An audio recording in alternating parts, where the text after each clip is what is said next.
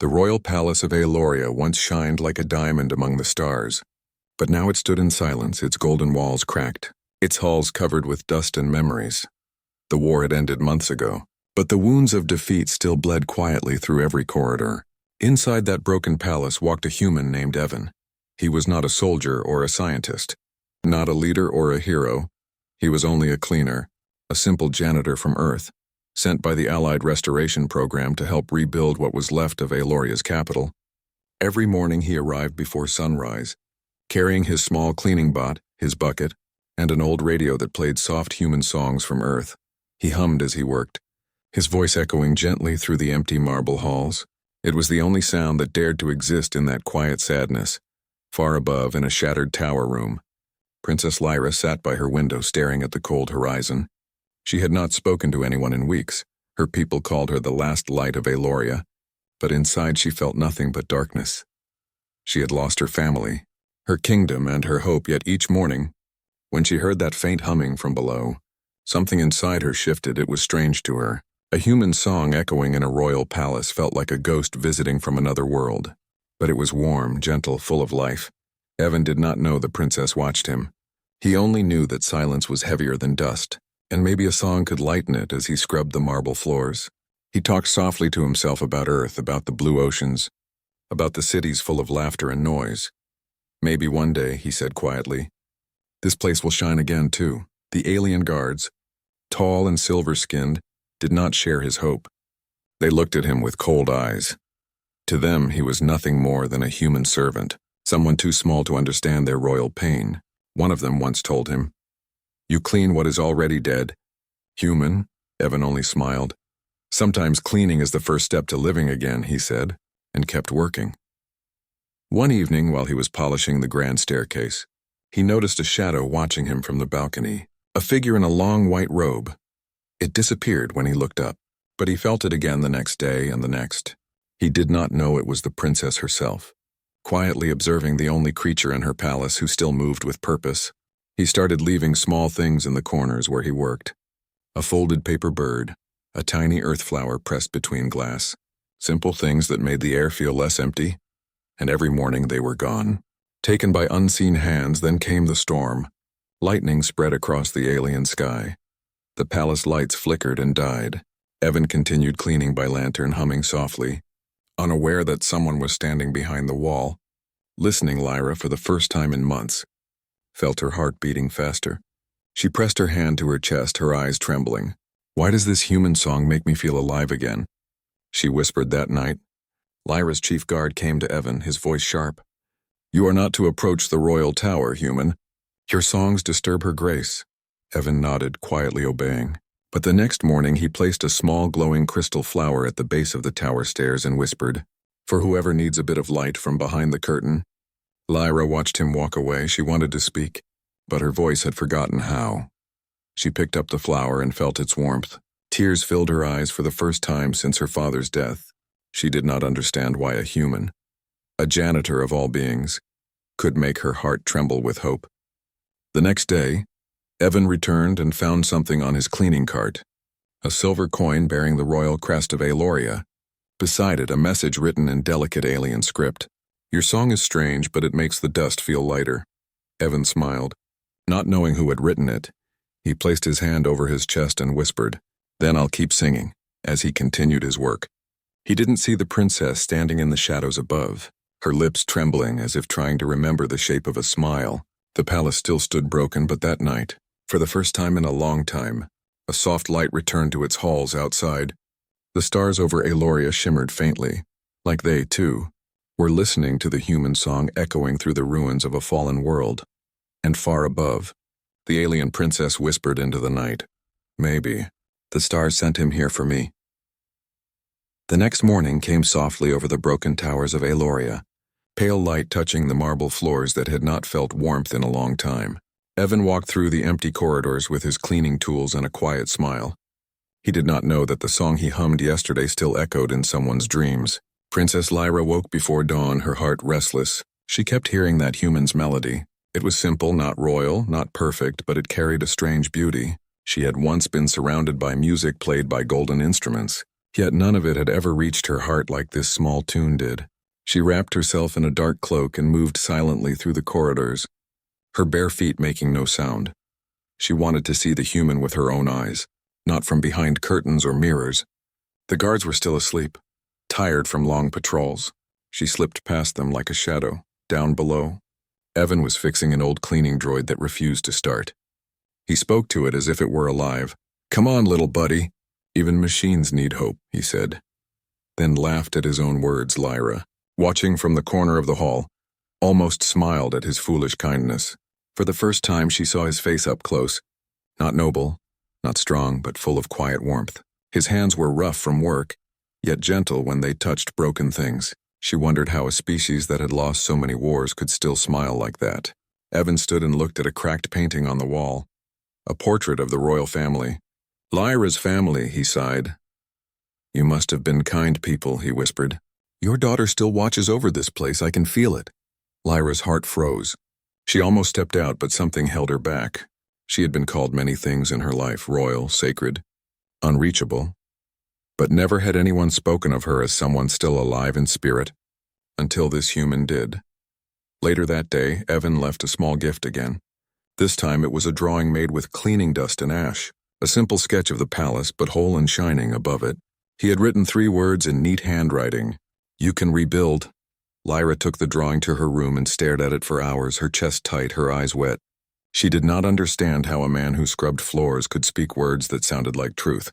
She placed the drawing beside her bed, and for the first time, she slept without nightmares. The next morning, the guards found her awake and standing near the balcony, her silver hair glowing in sunlight. They were shocked.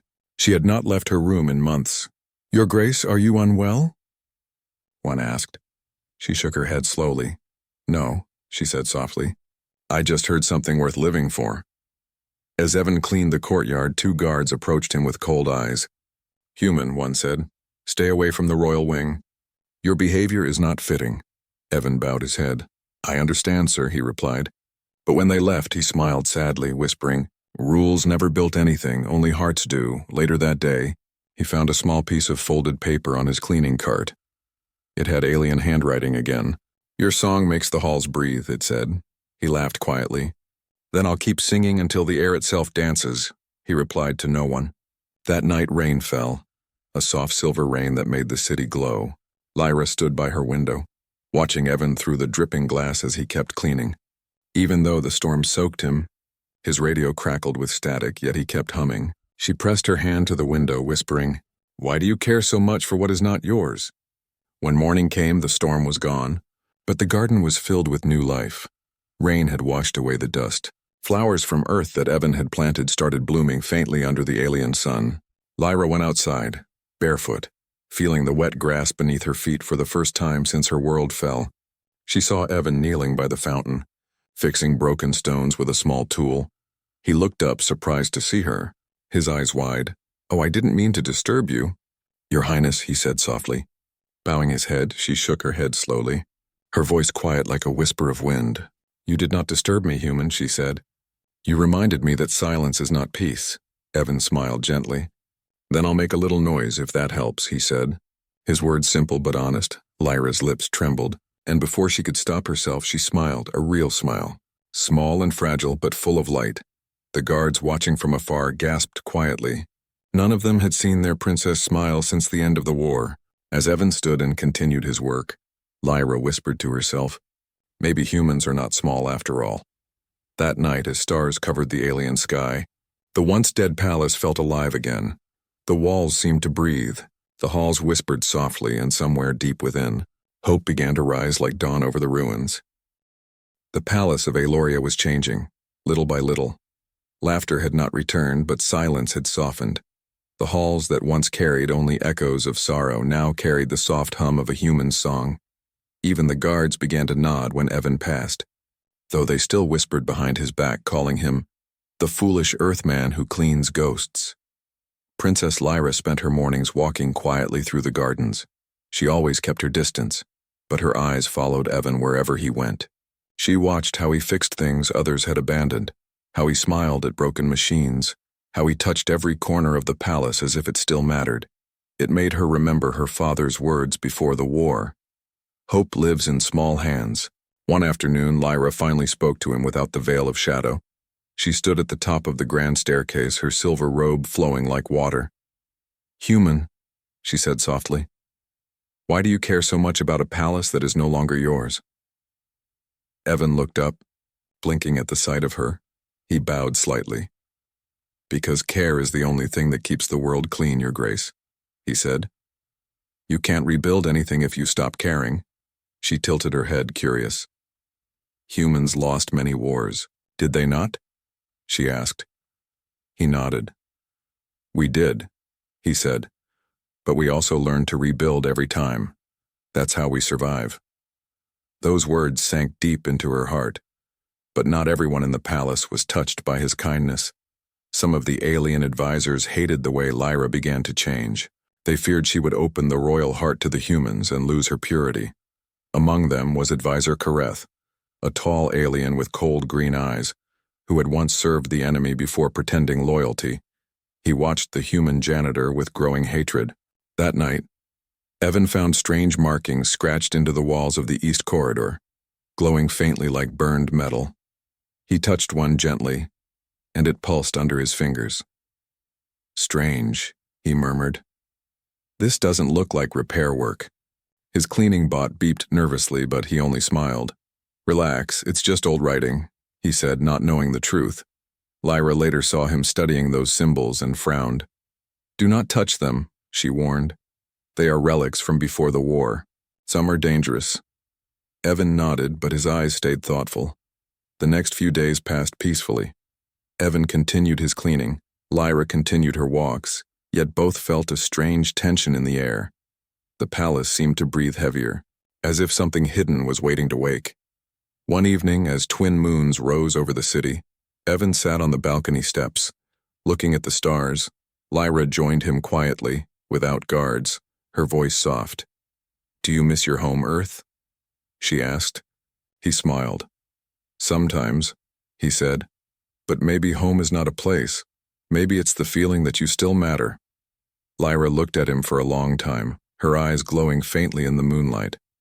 "You speak like someone who carries many losses," she said. He chuckled lightly. "Everyone does, Your Highness. The trick is to keep walking anyway." They sat in silence, and for a moment, the war, the ruins, the sorrow, all of it felt far away.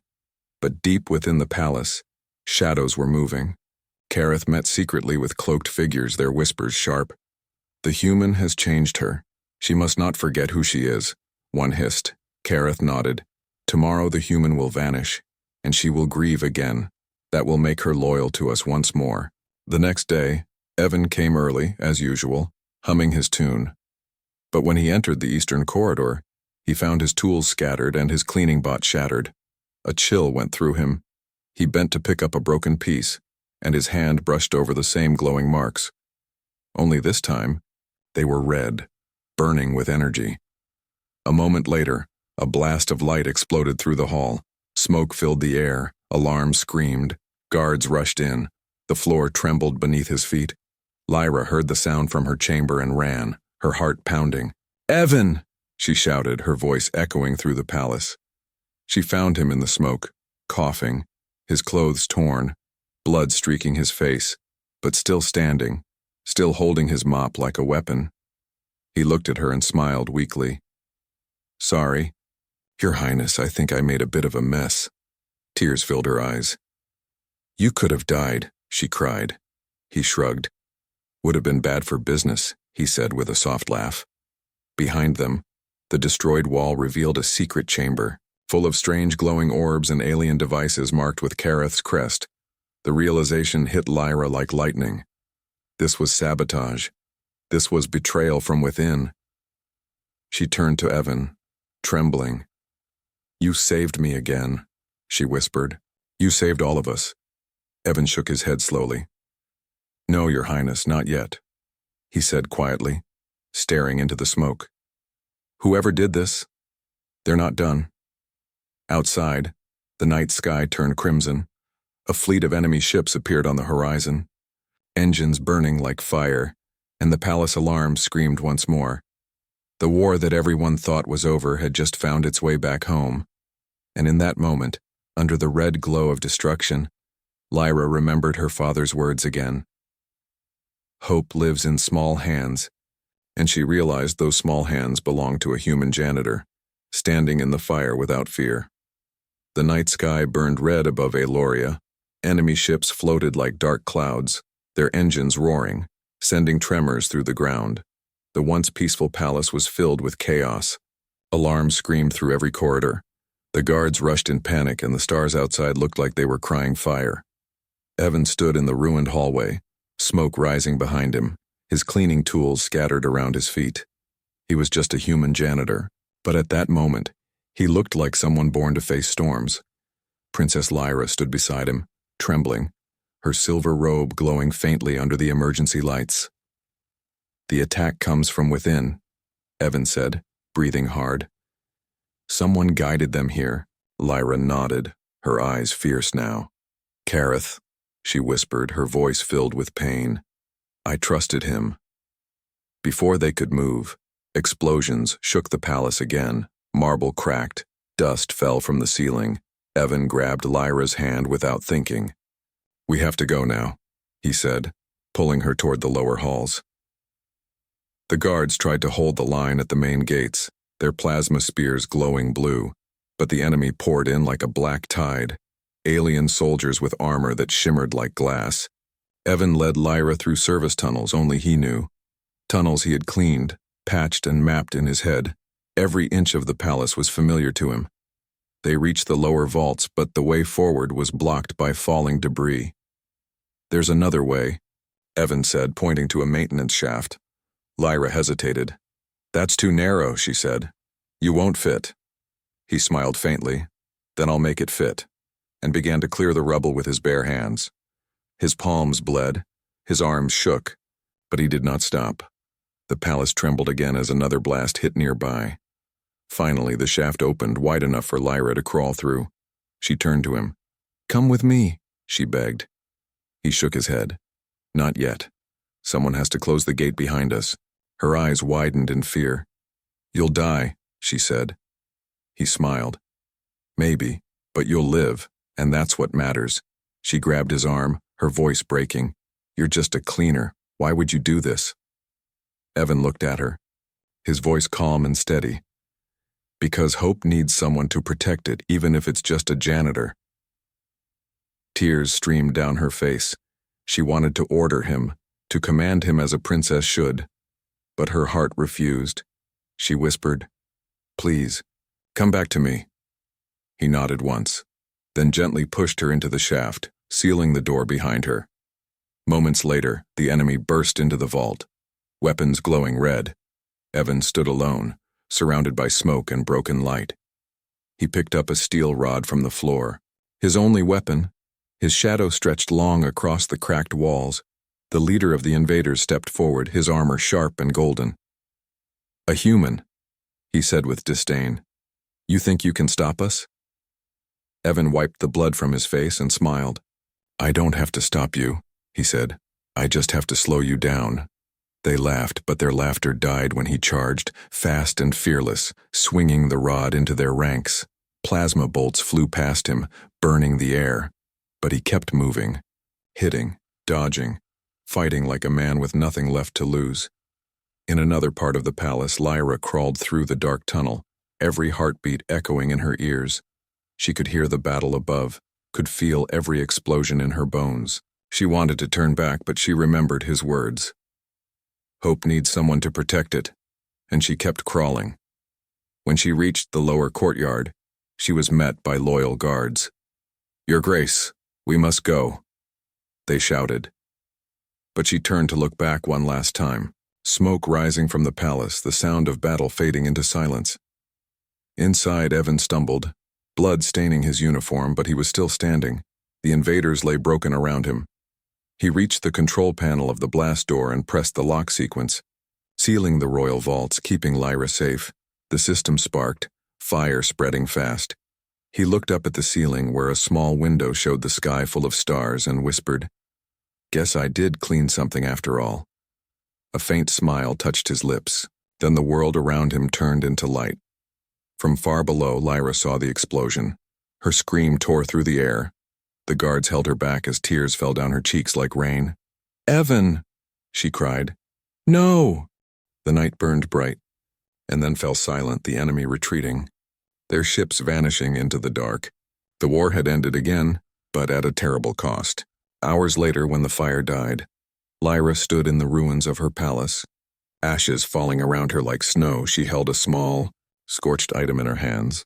A broken cleaning badge with the human symbol for Earth. She pressed it to her chest, whispering, "You were never just a cleaner." Above her, the stars shone brighter than ever, as if bowing to the courage of one human who refused to let hope die. Dawn came slowly over the ruins of Aloria. The smoke had faded, the fires had died. Only silence and soft wind moved through the broken palace. Where once stood pride and power, now stood memory and grief. Princess Lyra walked through the halls barefoot, her silver robe stained with ash. She touched the walls gently as if greeting old friends who had survived the night. The air smelled of burned stone and melted glass, yet beneath it was something else. A faint scent of earth flowers. Still alive among the rubble, she found them near the courtyard. The tiny seeds that Evan had planted long ago had survived the fire. Glowing faintly in the morning light, Lyra knelt beside them, her eyes wet. "You kept growing," she whispered, her voice trembling. Just like he said, days turned into weeks. The city began to rebuild. The survivors looked to Lyra for guidance. But when they saw her kneel beside the earth flowers every morning, they began to understand the change in her. The cold princess was gone. In her place stood a queen of compassion. Gentle yet strong, she gathered her council, most of them ashamed. "From now on," she said softly, "we rebuild not with pride but with kindness. We will welcome the humans as brothers, for one of them showed us what true strength means." The name Evan became a whisper among her people, a story told in every home. The human who fought without armor, who smiled in the fire, who saved their queen. But Lyra did not let it be just a legend. She built a memorial garden in the center of the city, filled with both Elorian crystal blooms and earth flowers, and in the center stood a small statue, not of a soldier, not of a king, but of a man holding a cleaning tool like a sword. The plaque below it read, "He cleaned the dust from our hearts every night." Lyra visited the garden alone. She sat by the statue, looking at the stars, her voice soft. "You told me once that home is the feeling that you still matter," she said.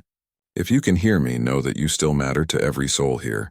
One evening, as she sat in silence, the sky above flickered with the blue light of incoming ships.